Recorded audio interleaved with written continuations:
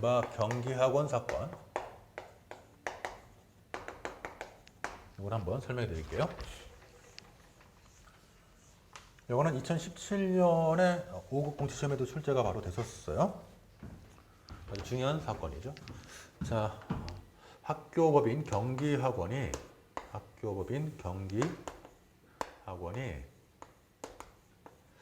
갑을 학교법인 이사로 선임을 했죠. 그래서 갑을 이사로 선임했어요. 이사로 선임하는 관계. 이게 이제 민법상 위임 계약이죠.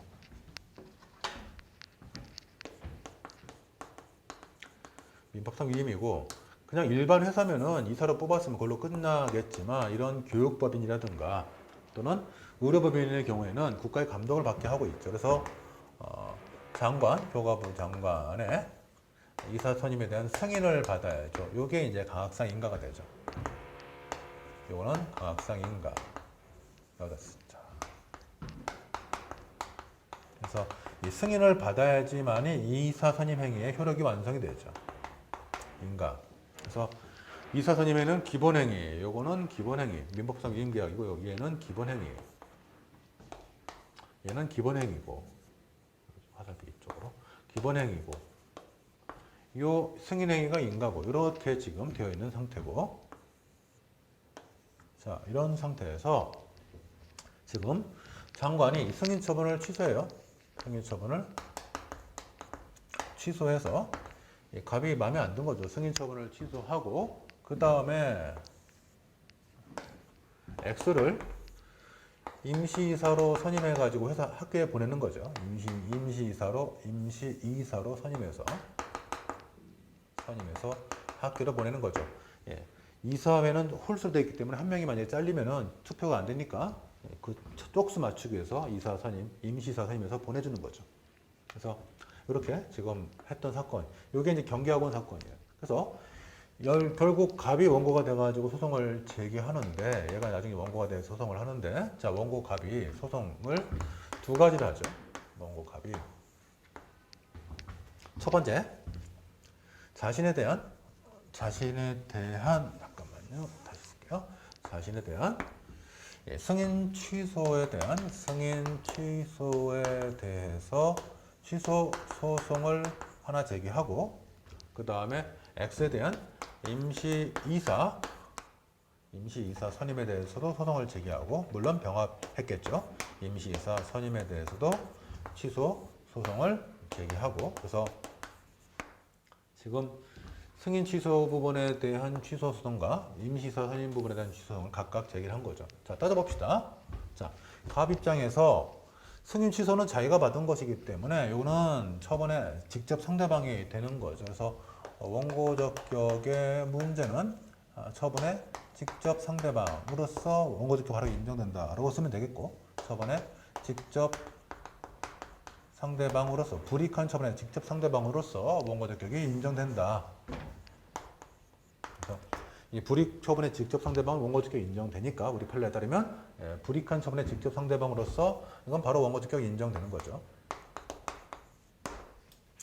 그 다음에 임시이사 선임을 다툰다, 타인의 임시이사 선임을 다툰다라는 것은, 임시이사 선임은 자신에 대한 처분이 아니니까 이거는 원고 입장에서는, 갑의 입장에서는 처분의 제3자로서 소송을 제기하는 거고, 제3자가 소송을 제기할 때는 그 유명한 보호규범이론, 그래서 처분의 근거 법률 또는 관련 법률이 결국 원고의 이익을 보장한다, 원고의 이익도 보호한다라고 해석될 때만 원고 적격이 인정되는 보호규범이론, 처분의 근거 법률, 우리 판례 표현대로 처분의 근거 법률 또는 관련 법률에 의해 보호되는 개별적이고 직접적이고 구체적 이익이 인정될 때만 원고 적격이 인정된다. 보호규범 이론을 활용해서 처분의 직접 상대방의 경우에는 그냥 직접 상대방으로서 원고 적격이 인정된다라고 쓰면 되겠지만, 처분의 제3자가 소송을 제기할 때는 보호규범 이론, 처분의 근거 법률 또는 관련 법률에 의해 보호되는 개별적이고 직접적이고 구체적 이익이 인정되는지를 살펴봐서 이거를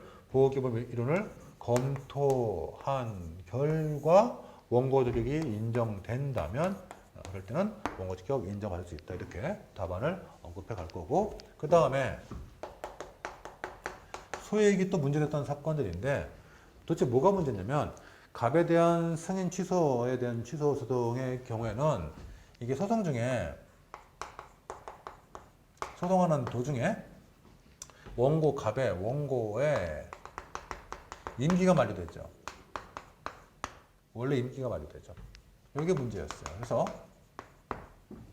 이때 종전에는 임기 만료됐으니까 뭐 돌아갈 자리가 없다 해서 소외이익이 없다라고 판례가 봤었는데 이게 2007년에 판례가 입장을 바꾸면서 소외이익을 인정하죠.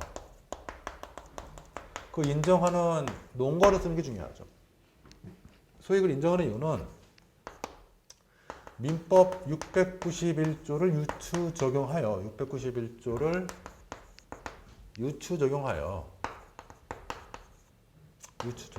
민법 691조가 갑자기 튀어나온 이유는 학원과 경계학원, 즉 학교법인과 갑의 관계가 이 민법상 위임 관계니까 그래서 민법 691조 위임 종료 시 긴급 처리권 규정을 유추해서 이사 갑의 원래 임기는 만료됐다 할지라도 정식 이사가 뽑힐 때까지 이사로서의 직위를 임시적으로 수행할 수 있다. 그래서 민법 691조 위임 종료 시 긴급 처리권.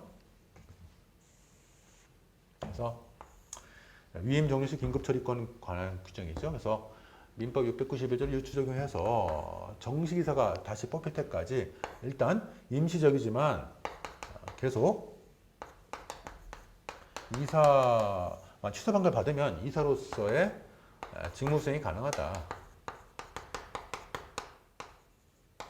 그래서 과거에는 민법 691조까지 뭐 고려해본 뭐 그럴 생각을 못했는데 이 판례 와서 민법 규정까지 고려해가지고 결국 경계학원과 갑의 관계가 민법상 위임 관계니까 만약에 갑의 임기가 만료되었어도 그 승인 취소 처분이 취소가 돼서 없는 상태로 돌아가면 정식 이사가 다시 뽑힐 때까지 위임 종료 시 긴급 처리권 규정을 유추했기 때문에 계속 이사로서의 직무를 수행할 수 있다.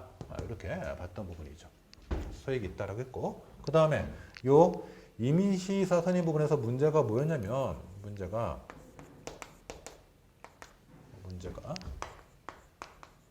문제점이 소송하는 도중에 자꾸 임시이사가 교체된다는 거였죠.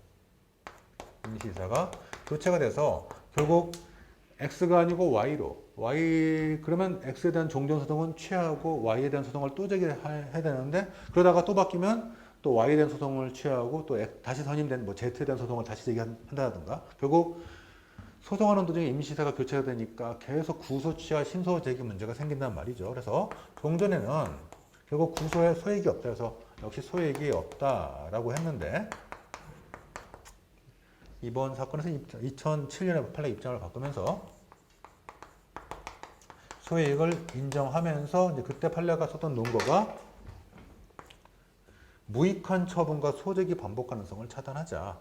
이거 만약에 소액을 부정해버리면 계속 구소 취하 신소재기 또 바뀌면 또 임시사 바뀌면 또 종전소송 취하 신소재기 그러다가 또 바뀌면 구소 취하 신소재기 이게 무한히 반복될 테니까 결국 무익한 처분과 소재기의 무익한 처분이 계속 나오고 또 소재기하다가 또 바뀌면 구소 취하 신소재기하고 결국 무익한 처분과 소재기 반복 가능성을 차단하자.